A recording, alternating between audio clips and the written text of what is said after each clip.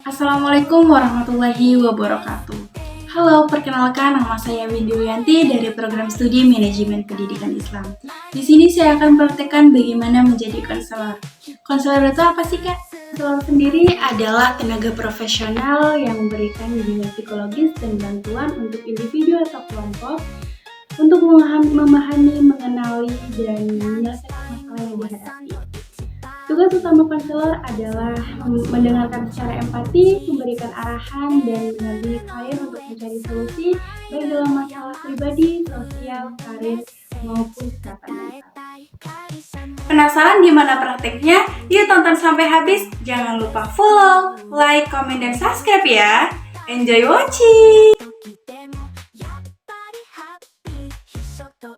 A few moments later.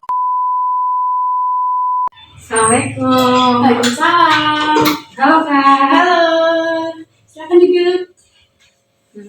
Oke, gimana nih kabarnya? Alhamdulillah baik Kak. Alhamdulillah. Oke. Nah, dengan Mbak siapa ini? Saya Erlin. Oke, dengan Mbak Erlin. Sebelumnya, perkenalkan saya Windy Wiyanti. Mbak Erlin bisa panggil Kak Windy. Saya sebagai konselor di sini yang nantinya akan bantu nih untuk permasalahan Mbak Erlin nanti. Nah, di sini Mbak Erlin santai saja, kita bisa cerita sesuka Mbak Erlin, jadi tidak usah sungkan. Kak, atas kesempatan yang Kakak beri kepada saya supaya saya bisa konsultasi dengan Kakak. Jadi, di sini saya kesehariannya kan bekerja dengan diiringi ikut organisasi. Nah, di organisasi ini saya mendapatkan beberapa orang-orang yang toksik dalam berorganisasi. Menurut Kakak, bagaimana cara menanggulangi orang-orang yang seperti itu di dalam organisasi? Oke, jadi Mbak Erlin ini kesehariannya bekerja ya. Kalau boleh tahu kerja di mana nih Mbak Erlin ini? Kerja masih di daerah sini aja Kak, dan kebetulan saya jadi penjaga toko sekaligus Gitu. kasir. Gitu, baik. Nah, untuk Mbak Erlin sendiri ikut organisasinya udah lama atau baru nih? Untuk hitungan lamanya sih sebenarnya udah lumayan lama ya Kak ya, terbilang 4 sampai hampir 5 tahun ini. Gitu, berarti udah lama ya Mbak Erlin ya? Iya.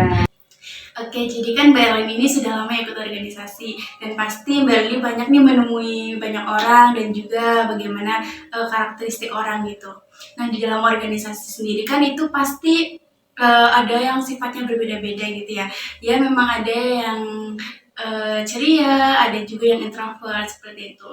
Nah, dari Mbak Erlin sendiri dalam organisasi itu orang yang dihadapi itu seperti apa nih? Kebetulan hampir yang ekstrovert dan introvert saya menemui semuanya. Dan kebetulan saat ini saya sering menemukan orang yang terlalu ekstrovert, tapi dia jatuhnya lebih ke toxic. Toxic di sini dalam artian dia itu lebih ke kayak cari-cari muka kepada para atasan dan lebih ke kayak menginjak-injak dengan teman seangkatannya. Oke, berarti orang yang toksik itu kurang menghargai orang lain gitu ya Mbak? Mungkin atau orang yang toksik itu merasa dirinya paling benar? Betul sekali, dia lebih ke kayak otoriter, tidak mementingkan atau menghargai pendapat orang lain. Dia lebih ke kayak ambil keputusan sendiri. Nah, apa sih yang dirasakan Mbak Erlin saat menghadapi orang yang seperti itu? Satu, pasti kesel dengan orang-orang yang seperti itu karena orang-orang yang seperti itu tidak bisa diajak bekerja sama yang satu ya, karena kita di organisasi itu kan bareng-bareng. Tapi kalau ada orang yang seperti itu lebih ke kayak membuat jalannya organisasi sedikit tersendat.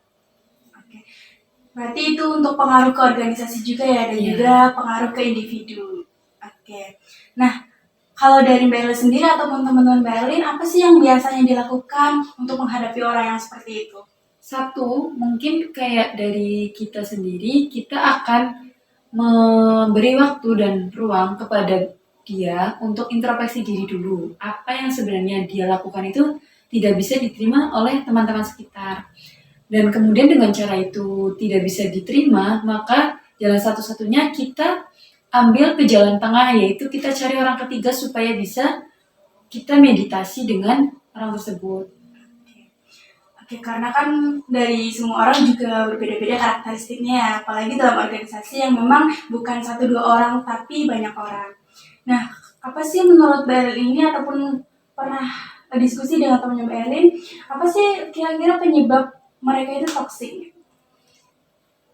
Kemungkinan besar kalau sering di organisasi, orang-orang seperti itu tercipta dari adanya pendapat dia tidak dihargai oleh orang-orang terdahulu dan kemudian kebiasaan buruk itu diturunkan kepada teman-teman yang sekarang.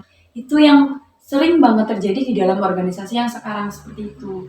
Jadi emosional dari diri dia sendiri turun-temurun hingga ke sekarang menyebabkan orang-orang sekitar pun ikut merasakan apa yang dirasakan. Tapi caranya salah.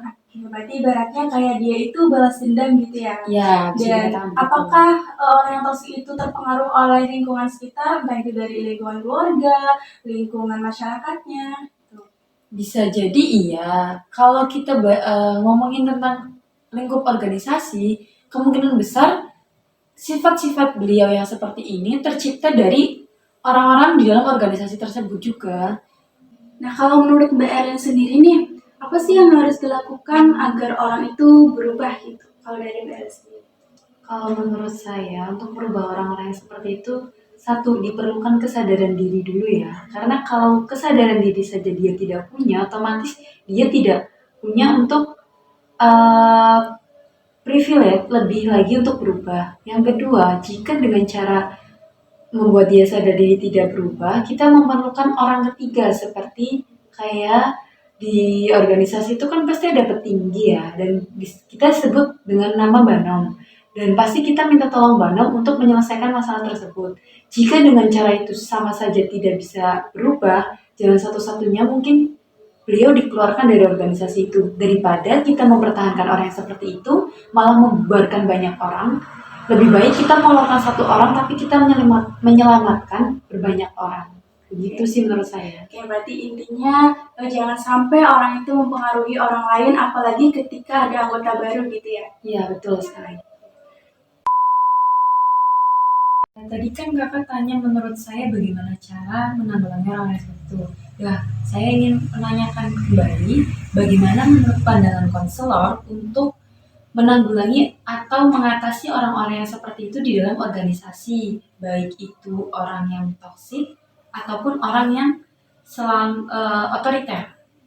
Nah, sebelumnya juga saya mau tanya kembali, kalau dari Mbak Erin sendiri ataupun teman-teman yang lain nih, merasa tertekan banget gak sih dengan kehadiran orang yang seperti itu? Banget merasa tertekan sekali karena satu orang sangat-sangat mempengaruhi jalan organisasi yang lain. Oke, berarti kan tadi Mbak Erin ini ingin saya memberikan solusi kepada masalah yang Mbak Erin sampaikan tadi ya. Oke.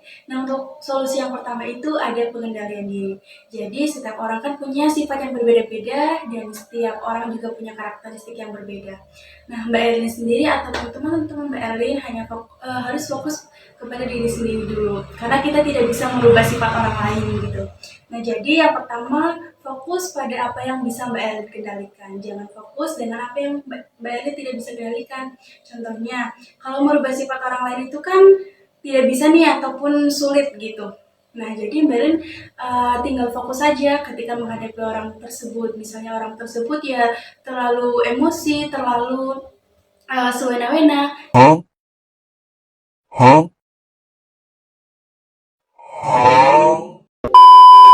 Itu semena-mena gitu. Nah, tinggal bagaimana cara Mbak Elin itu meresponnya ataupun teman-teman Mbak Elin yang merespon gitu.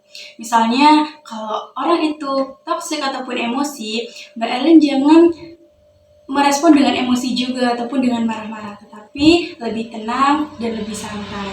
Biar apa? Biar nantinya orang emosi itu juga reda nih emosinya dan juga lebih berpikir, oh iya justru kalau diselesaikan dengan emosi itu tidak baik, seperti itu.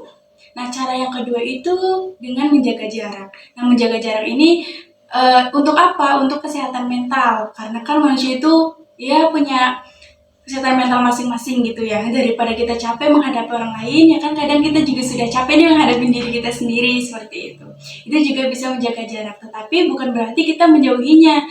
Hanya saja kita meresponnya ataupun ya komunikasi sewajarnya aja. Misalnya kalau ada acara nih, orang toksik tersebut satu divisi nih sama Mbak Erlin, misalnya sekretaris. Nah sebagai sekretaris ya udah hanya saling komunikasi aja gitu. Misalnya ada mau bikin surat atau keperluan apa gitu, tapi jangan terlalu dekat ataupun ya terlalu care gitu, karena nantinya bisa Mbak Erlin ini terpengaruhi oleh orang tersebut.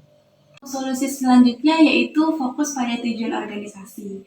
Nah, arahkan nih energi Mbak Erlin untuk fokus kepada tujuan organisasi daripada fokus kepada orang yang toksik ataupun kepada orang yang tidak jelas. Lebih baik fokuskan Mbak Erlin ini energinya untuk tujuan organisasi. Apakah Mbak Erlin ini ikut organisasi juga pasti kan punya tujuan sendiri nih, apakah untuk pengembangan diri, cari relasi ataupun cari jaringan seperti itu. Jadi agar lebih fokus nih untuk pengembangan diri Mbak Erlin. Nah, selanjutnya itu bangun lingkaran yang positif. Artinya, Mbak Erlin bisa lebih mendekati ataupun ya bergabung dengan orang-orang yang suportif ataupun orang yang terbuka, yang saling menghargai gitu. Karena kan capek nih kalau kita sudah menghargai orang, tapi kok orang nggak menghargai kita gitu. Walaupun memang kita tidak mengharapkan timbal balik, tapi sebagai manusia juga harus saling menghargai dan juga saling menghormati. Oke, nah tadi kan Mbak Erla menyampaikan bahwasanya orang yang toksik itu selalu ingin menang sendiri, terus mengambil keputusan sendiri seperti itu.